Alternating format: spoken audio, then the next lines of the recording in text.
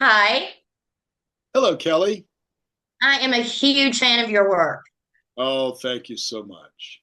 You've been a part of so many amazing projects from Tremors to Jurassic Park to just Prey. Prey was a great film, by the way.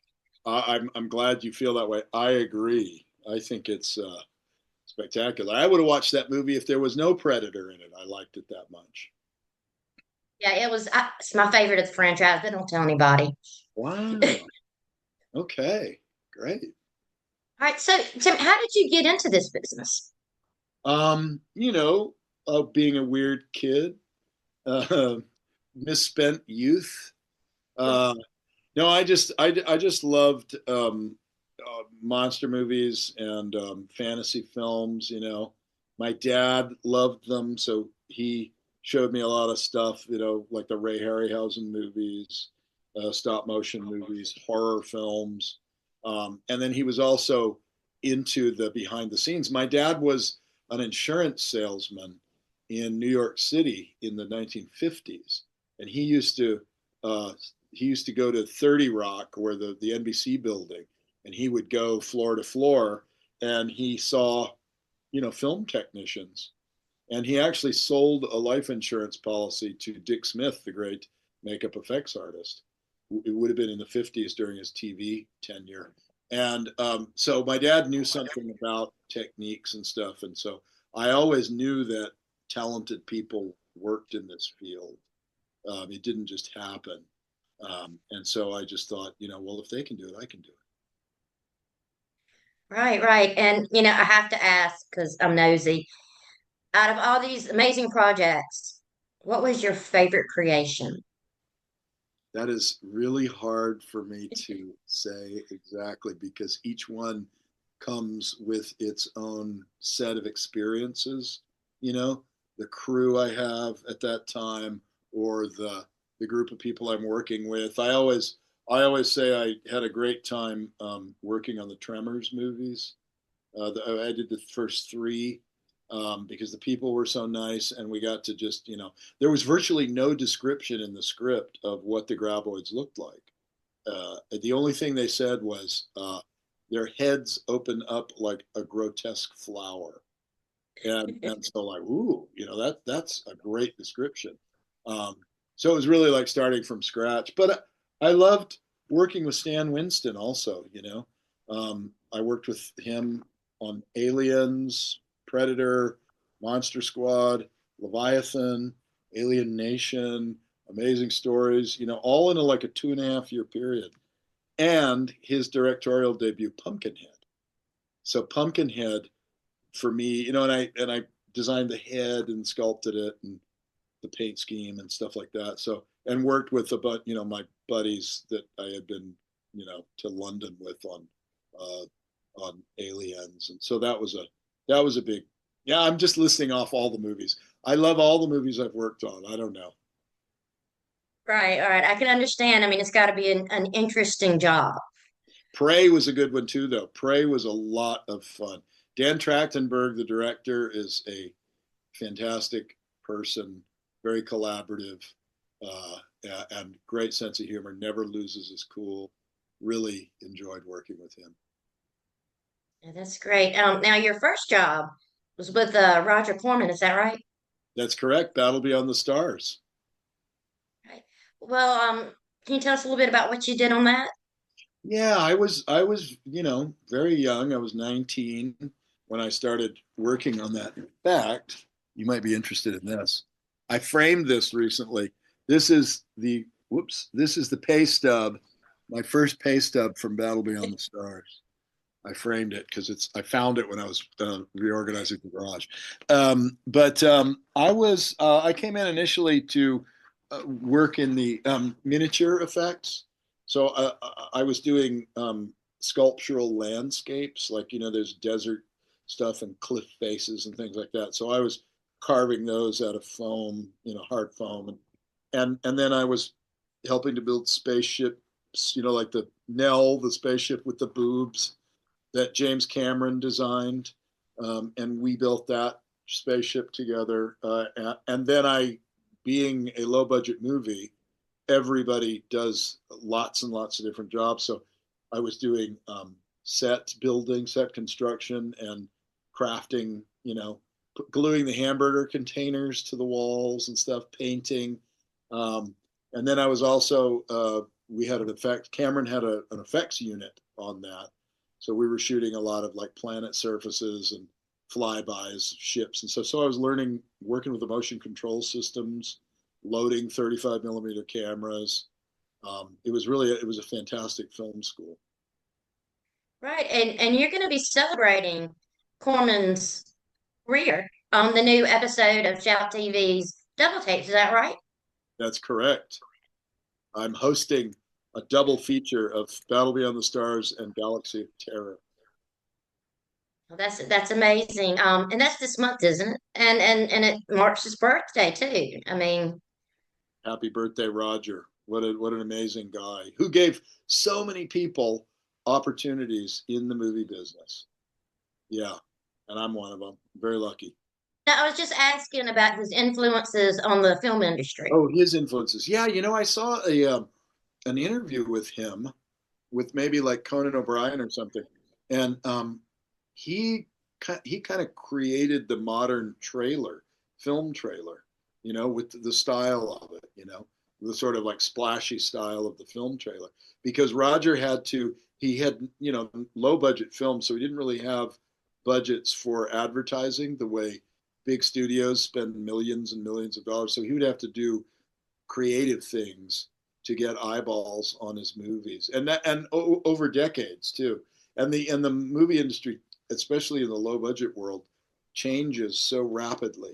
And this guy was doing it for decades upon decades successfully. So he was a very nimble thinker, and had a lot. I think he had a lot of compartments to his mind, because he was he was directing and writing and producing, um, and then he even did some acting. When people started putting him in movies. So yeah, he's really like an idol of mine. There's a lot of ways, even now with my studio, I'm trying to get back to what I experienced at Roger Corman's. When I worked for him, Corman's facility was like, a big giant warehouse, and in it you were shooting actors on sets, you were building miniatures, and you were making creatures, all that stuff. So here in my studio, we try to do all that. Where do you see special effects going now? And what is your opinion on? Well, it's a very interesting time because, we in practical effects weathered the storm of the advent of the digital revolution. When Jurassic Park came out, a lot of people were like getting out of my end of the business, saying it's over, it's done. And I didn't, and I'm glad I didn't. And I still think there's a value to practical effects that audiences understand and directors understand, but sometimes studio executives don't quite understand it. But it is having a resurgence, and I'm happy about that. The big thing we're facing here in the United States is runaway production.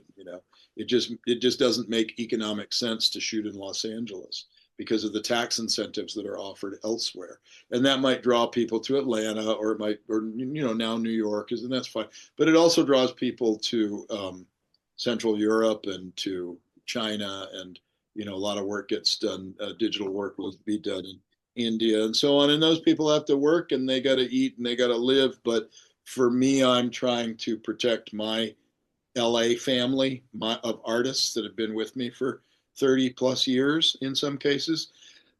So I'm always looking for ways to keep the gang together. Um, and then the new big challenge, of course, is AI and what that will mean. But when I think about AI, I think, well, it's not just another tool because it's so far reaching. AI, the problem with AI, in my opinion, is that although it will continue to get better and better and better, and it's pretty impressive, but there's no story behind the story. There's no human element. Like, you can ask me questions about what it was like to work on this movie or that movie. There will be no discussion like that with AI. People will be talking about what prompts they used. And that's dead boring. That's just not. There's nothing human about that. Even if the result looks great, there's nothing human about it. There's no experience to relay, no life lessons to be learned. So what I'm hoping with AI is that while we have McDonald's and we have fast food, which can barely be considered food, but it's there and it serves a purpose. But we also, it has not killed fine dining.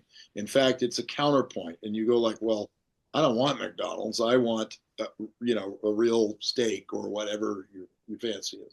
So I'm hoping that we reach an equilibrium with that, but none of us really know. Right. And I hadn't thought of it exactly that way that you said, and it makes a lot of sense because it is hollow.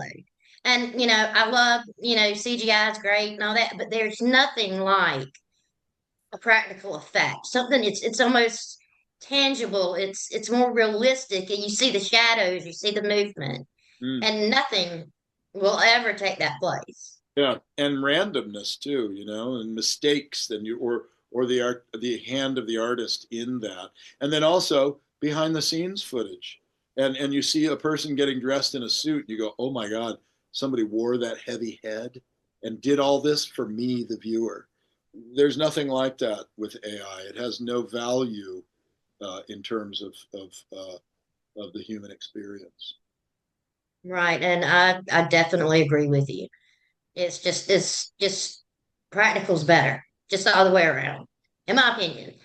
And I'd rather see it than CGI any day of the week. But Well, and now we're at a really good point. I think there was a time 10 plus years ago where I almost got out of the business because I thought it's all being replaced. The Thing 2011, I worked on that, and they replaced most of our work with digital work, which they didn't give the digital artists enough time to really do what they needed to do. So it's not a fair comparison, but our video of what we did makes the top 10 less lists of best effects in history, right? It's not even a feature film, it's just a video from my workshop. So right, that, right. that shows you how much people appreciate and love the stuff. But there's a lot you cannot do without CGI. And if you look at, we worked on Alien Romulus, and if you look at that blend, it's a very nice blend of practical and digital. There's a lot of practical in it. But I still think, from me, two of the best examples of the overlap of digital and practical that I've worked on are one is the first AVP movie, and the other is Starship Troopers. They still hold up because there's Yeah, yeah, practical. yeah. It definitely has that place where they come together to create something, but it's just not practical. You know, Well, I, if you like horror, keep CGI out of horror. It's minimal, you know. right, right, right. Well, I appreciate you taking the time to talk with me so much, Thank you. and and Thank you. I can't wait to see your episode on Shout TV. Good. And I would like to plug a movie that we just made. My company created a movie and produced a feature film in house. It's called Wellwood, and it's available as of today. It's on Amazon, Hulu, Vudu, and it's got tons of practical creature effects in it. We will definitely remind everybody. Okay. Thank you so very much. Thank you, Kelly.